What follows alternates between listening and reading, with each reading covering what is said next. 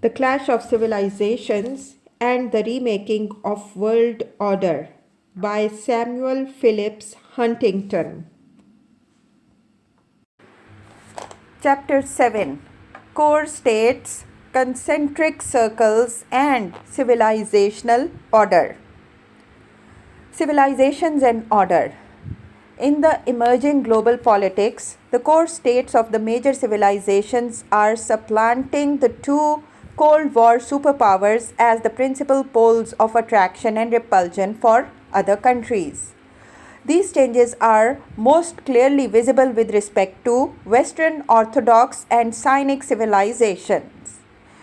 In these cases, civilizational groupings are emerging involving core states, member states, culturally similar minority populations in adjoining states, and, most controversially, peoples of other cultures in neighboring states. States in these civilizational blocks often tend to be distributed in concentric circles around the core state or states, reflecting their degree of identification with and integration into that block. Lacking a recognized core state, Islam is intensifying its common conscience but so far has developed only a rudimentary common political structure. Countries tend to bandwagon with countries of similar culture and to balance against countries with which they lack cultural commonality. This is particularly true with respect to the core states. Their power attracts those who culturally are similar and repels those who are culturally different. For security reasons, core states may attempt to incorporate or to dominate some peoples of other civilizations, who in turn attempt to resist or to escape such control. China versus Tibetans and Uyghurs, Russia versus Tatars, Chechens, Central Asian Muslims. Historical relationships and balance of power considerations also lead some countries to resist the influence of their core states. Both Georgia and Russia are Orthodox countries, but the Georgians historically have resisted Russian domination and close association with Russia. Vietnam and China are both Confucian countries, yet a comparable pattern of historical enmity has existed between them. Over time, however, cultural commonality has developed and development of a broader and stronger civilizational consciousness could bring these countries together, as Western European countries have come together. During the Cold War, what order there was the product of superpower dominance of their two blocs and superpower influence in the third world. In the emerging world, global power is obsolete. Global community is distant dream. No country, including the United States, has significant global security interests. The components of order in today's more complex and heterogeneous world are found within and between civilizations. The world will be ordered on the basis of the civilizations or not at all. In this world, the core states of civilizations are sources of order within the civilizations and through negotiations with other core states between civilizations. A world in which core states play a leading or dominating role is a spheres of influence world. But it is also a world in which the exercise of influence by the core state is tempered and moderated by the common culture it shares with the member states of its civilization. Cultural commonality legitimates the leadership and order imposing role of the core state for both member states and for the external powers and institutions. It is thus futile to do as UN Secretary General Boutros Ghali did in 1994 and promulgate a rule of sphere of influence keeping that no more than one third of The UN peacekeeping force should be provided by the dominant regional power. Such a requirement defies the geopolitical reality that in any given region where there is dominant state, peace can be achieved and maintained only through the leadership of that state. The United Nations is no alternative to regional power, and regional power becomes responsible and legitimate when exercised by the core states in relation to other members of their civilization. A core state can perform its ordering function because member states perceive it as cultural kin. A civilization is an extended family, and like older members of a family, core states provide their relatives with both support and discipline. In the absence of that kinship, the ability of a more powerful state to resolve conflicts in and impose order on its region is limited. Pakistan, Bangladesh, and even Sri Lanka will not accept India as the order provider in South Asia, and no other East Asian state will accept Japan in that role in East Asia. When civilizations lack core states, the problems of creating order within civilizations or negotiating order between civilizations become more difficult. The absence of an Islamic core state which could legitimately and authoritatively relate to the Bosnians, as Russia did to the Serbs and Germany to the Croats, impelled the United States to attempt that role. Its ineffectiveness in doing so derived from the lack of American strategic interest in where state boundaries were drawn in the former Yugoslavia, the absence of any cultural connection between the United States and Bosnia, and European opposition to the creation of a Muslim state in Europe. The absence of the core states in both Africa and the Arab world has greatly complicated efforts to resolve the ongoing civil war in Sudan. Where core states exist, on the other hand, they are the central elements of the new international order based on civilizations. Bounding the West. During the Cold War, the United States was at the center of a large, diverse, multi civilizational grouping of countries who shared the goal of preventing further expansion by the Soviet Union.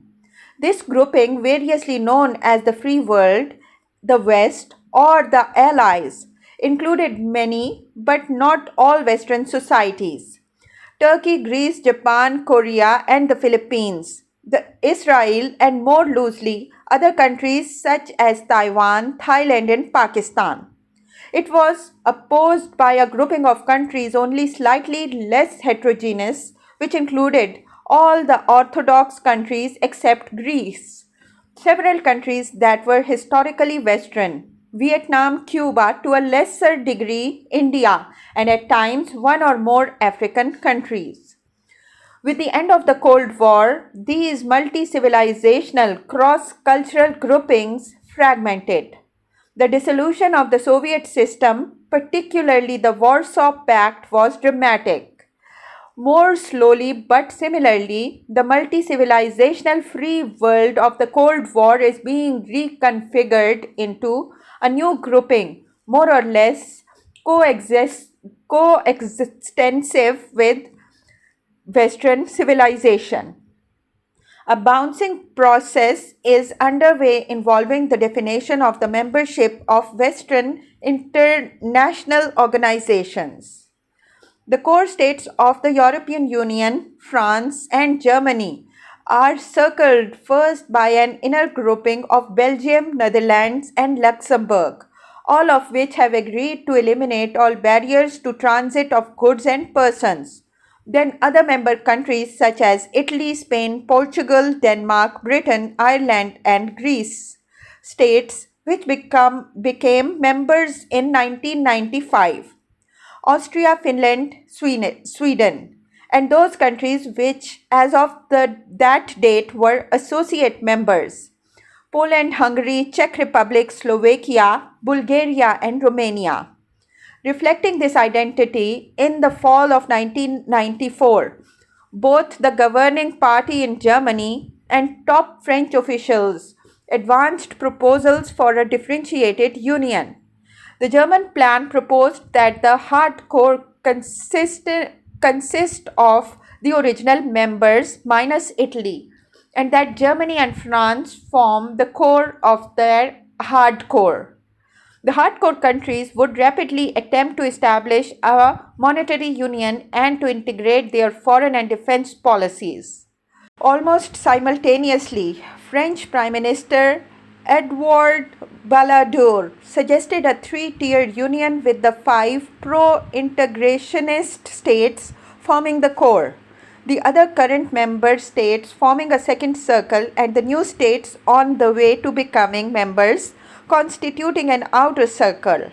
Subsequently, French Foreign Minister Alain Juppé elaborated this concept, proposing an outer circle of partner states including Eastern and Central Europe, a middle circle of member states that would be required to accept common disciplines in certain fields, single market, custom union, etc., and several inner circles of reinforced solidarities, incorporating those willing and able to move faster than others in such areas as defense, monetary integration, foreign policy, and so on.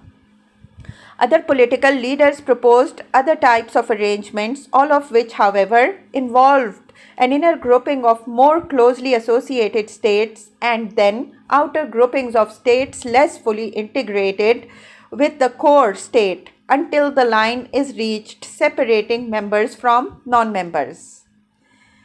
Establishing that line in Europe has been one of the principal challenges confronting the West in the post-Cold War world.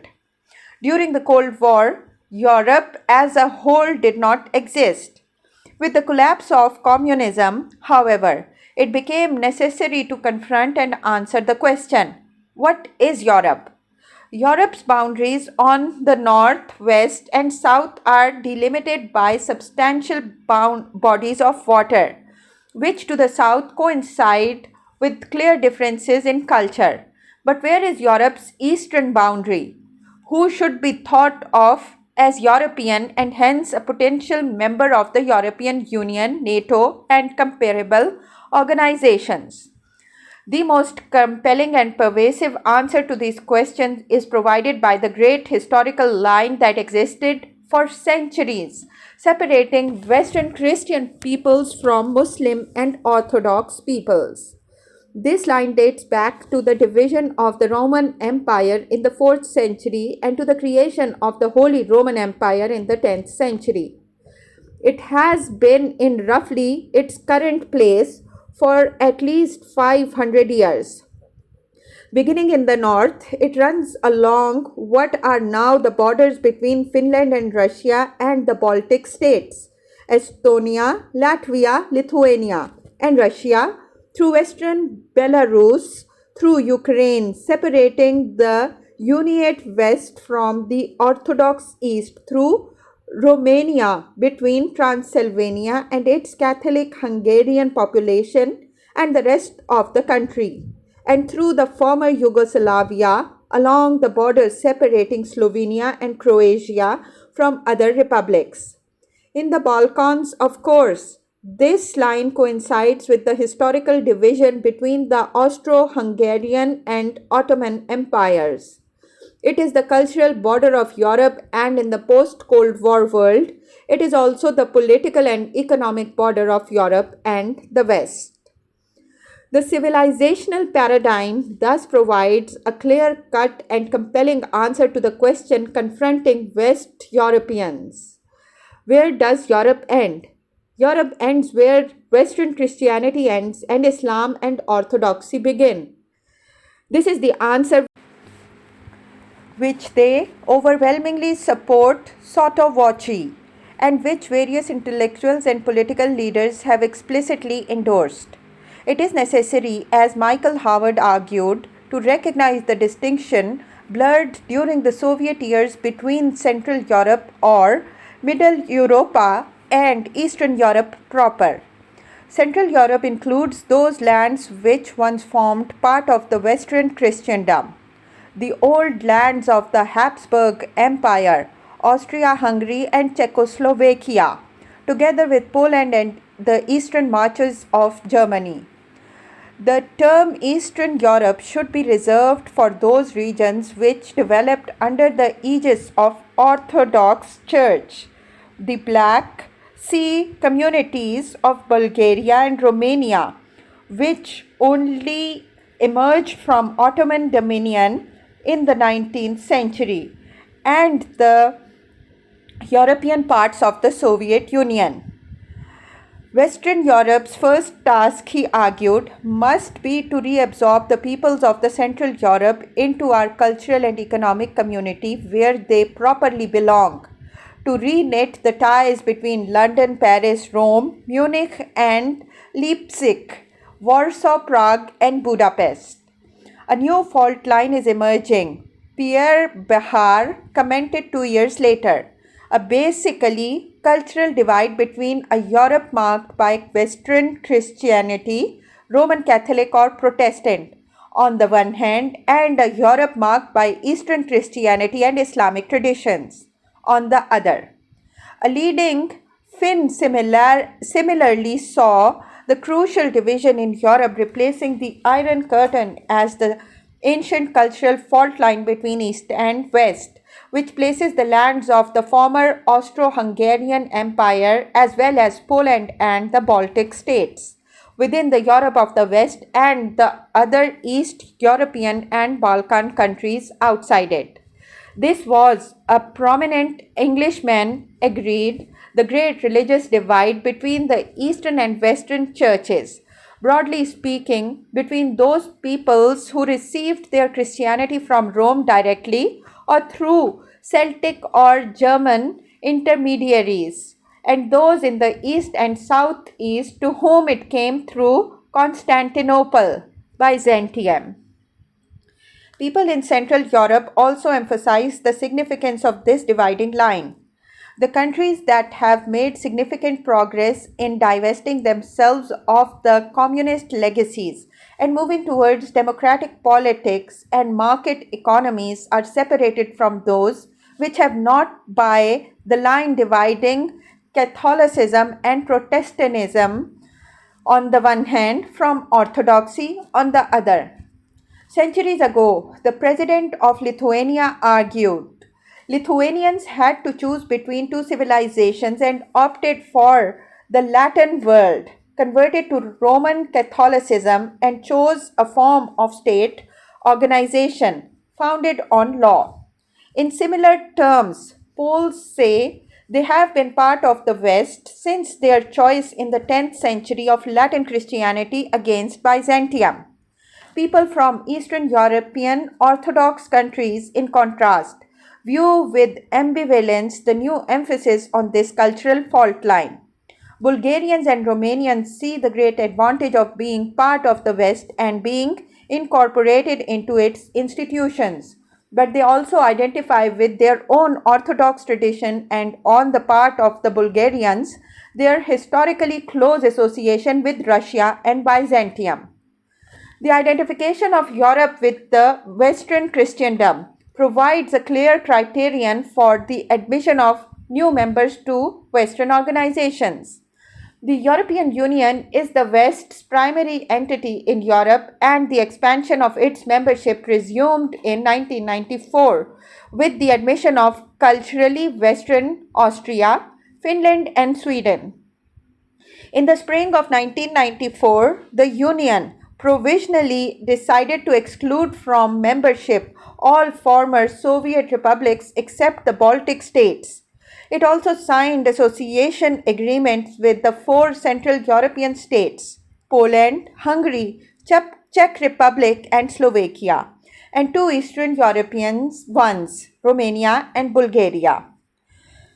None of these states, however, is likely to become a full member of the EU until sometime in the 21st century, and the Central European states will undoubtedly achieve that status before Romania and Bulgaria. if indeed the latter ever do. Meanwhile, eventual membership for the Baltic states and Slovenia looks promising, while the applications of Muslim Turkey to small Malta and Orthodox Cyprus were still pending in 1995. In the expansion of EU membership, preference clearly goes to those states which are culturally Western and which also tend to be economically more developed. If this criterion were applied, the Visegrad states, Poland, Czech Republic, Slovakia, Hungary, the Baltic Republic, Slovenia, Croatia, and Malta, would eventually become EU members, and the Union would be coextensive with Western civilization as it has historically existed in Europe. The logic of civilizations dictates a similar outcome concerning the expansion of NATO. The Cold War began with the extension of Soviet political and military control into Central Europe. The United States and Western European countries formed NATO to deter aid, if necessary, defeat further Soviet aggression. In the post-Cold War world, NATO is the security organization of Western civilization. With the Cold War over, NATO has one central and compelling purpose: to ensure that it remains over by preventing the reimposition of Russian political and military control in Central Europe. As the West Security Organization, NATO is appropriately open to membership by Western countries which wish to join and which meet basic requirements in terms of military competence, political democracy, and civilian control of the military. American policy towards post-Cold War European security arrangements initially embodied a more universalistic approach, embodied in the Partnership for Peace, which would be open generally to European and indeed Eurasian countries. This approach also emphasized the role of the Organization on Security and Cooperation in Europe. It was reflected in the remarks of President Clinton when he visited Europe in January 1994. Freedom's boundaries now should be defined by new behavior, not by old history. I say to all who draw a new line in Europe, we should not foreclose the possibility of the best future for Europe. Democracy everywhere, market economies everywhere, countries cooperating for mutual security everywhere. We must guard against a lesser outcome. A year later, however, the administration had come to recognize the significance of boundaries defined by old history and had come to accept a lesser outcome, reflecting the realities of civilizational differences. The administration moved actively to develop criteria and a schedule for expansion of NATO membership. First to Poland, Hungary, the Czech Republic, and Slovakia, then to Slovenia, and later probably to the Baltic republics. Russia vigorously opposed any NATO expansion, with those Russians who were presumably more liberal and pro-Western arguing that expansion would greatly strengthen nationalist and anti-Western political forces in Russia. NATO expansion limited to countries historically part of Western Christendom, however, also guarantees to Russia that it would exclude Serbia, Bulgaria, Romania, Moldova, Belarus, and Ukraine as long as Ukraine remained united. NATO expansion limited to Western states would also underline Russia's role as the core state of a separate Orthodox civilization, and hence a country which should be responsible for order within and along the boundaries of orthodoxy. The usefulness of differentiating among countries in terms of civilization is manifest with respect to the Baltic republics. They are the only former Soviet republics which are clearly Western in terms of their history, culture, and religion, and their fate has consistently been a major concern of the West. The United States never formally recognized their incorporation into the Soviet Union, supported their move to independence as the Soviet Union was collapsing, and insisted that the Russians adhere to the agreed on schedule for the removal of their troops from the republics.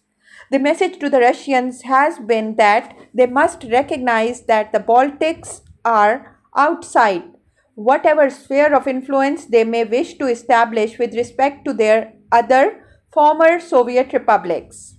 This achievement by the Clinton administration was, as Sweden's Prime Minister said, one of the most important contributions to European security and stability, and helped Russian Democrats by establishing that any revanchist designs by extreme Russian nationalists were futile in the face of the explicit Western commitment to the republics. While much attention has been devoted to the expansion of the European Union and NATO, the cultural reconfiguration of these organizations also raises the issue of their possible contraction. One non Western country, Greece, is the member of both organizations, and another, Turkey, is a member of NATO and an applicant for Union membership. These relationships were products of the Cold War. Do they have any place in post-Cold War world of civilizations? Turkey's full membership in the European Union is problematic, and its membership in NATO has been attacked by the Welfare Party. Turkey is, however, likely to remain in NATO unless the Welfare Party scores a resounding electoral victory, or Turkey otherwise consciously rejects its Ataturk heritage and redefines itself as a leader of Islam. This is conceivable and might be desirable for Turkey, but also is unlikely in the near future. Whatever its role in NATO, Turkey will increasingly pursue its own distinctive interests with respect to the Balkans, the Arab world, and Central Asia. Greece is not part of the Western civilization, but it was home of the classical civilization, which was an important source of Western civilization. In their opposition to the Turks, Greeks historically have considered themselves spear carriers of Christianity. Unlike Serbs, Romanians, or Bulgarians, their history has been intimately entwined with that of the West. Yet Greek is also an anomaly, the orthodox outsider in Western organizations. It has never been an easy member of either the EU or NATO, and has had difficulty adapting itself to the principles and mores of more. From the mid 1960s to the mid 1970s, it was ruled by a military junta and could not join the European community until it shifted to democracy. Its leaders often seemed to go out of their way to deviate from Western norms and to antagonize Western governments. It was poorer than other community and NATO members, and often pursued economic policies that seemed to flout the standards prevailing in Brussels. Its behavior as president of the EU's Council in 1994 exasperated other members, and Western European officials privately label its membership a mistake. In the post-Cold War world, Greece's policies have increasingly deviated from those of the West.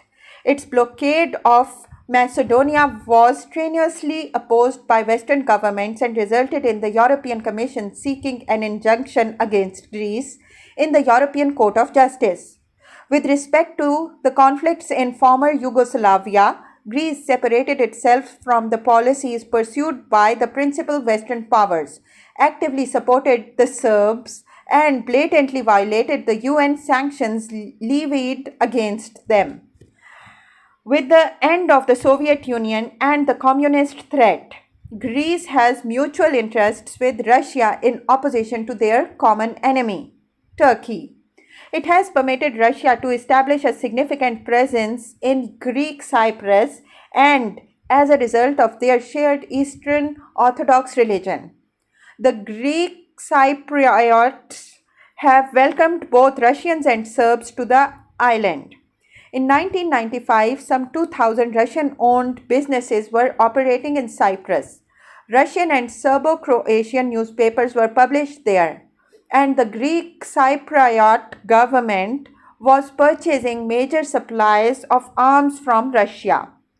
Greece also explored with Russia the possibility of bringing oil from the Caucasus and Central Asia to the Mediterranean through a Bulgarian Greek pipeline bypassing Turkey and other Muslim countries. Overall, Greek foreign policies have assumed a heavily orthodox orientation. Greece will undoubtedly remain a formal member of NATO and the European Union. As the process of cultural reconfiguration intensifies, however, those memberships also undoubtedly will become more tenuous, less meaningful, and more difficult for the parties involved. The Cold War antagonist of the Soviet Union is evolving into the post Cold War ally of Russia.